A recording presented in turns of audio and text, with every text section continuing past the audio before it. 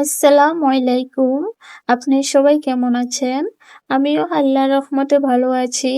আমার ভিডিওটি কাছে কিংবা দূরে, দেশ কিংবা দেশের বাহিরে যারা দেখছেন তাদেরকে অসংখ্য ধন্যবাদ।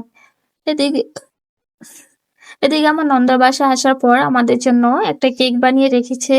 দেখেন বাচ্চারা কি সুন্দর বসে আছে কেকটা কাটার জন্য।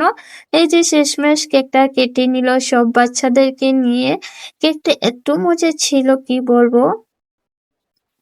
এদিকে রাত হলো আমাদের নিয়ে সন্ধ্যার টাইমে বের হয়ে গেল জলসিঁড়ি।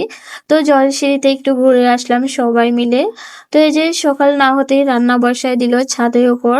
আমরা যেহেতু অনেক লোকজন তার কারণে লাকড়ি চুলায় রান্না বসায় দিল সবকিছু নিয়ে।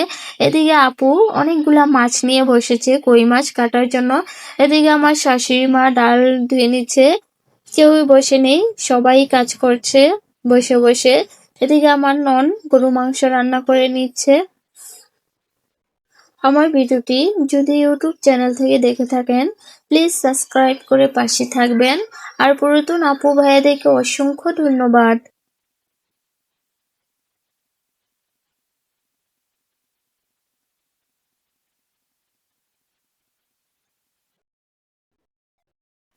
বেগুন ভাজা হয়ে গিয়েছে, দেখেন কতটা সুন্দর কালার এসেছে।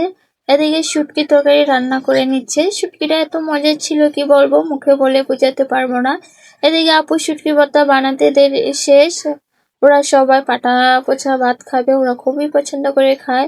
পোলাওটা এত মজার ছিল কি বলবো, তো সবাই খাচ্ছে। এদিকে পোলাও টান পড়েছে, তো আমি রান্না বসাই দিলাম পোলাও। ভাইয়া আসছে তার জন্য আর কি।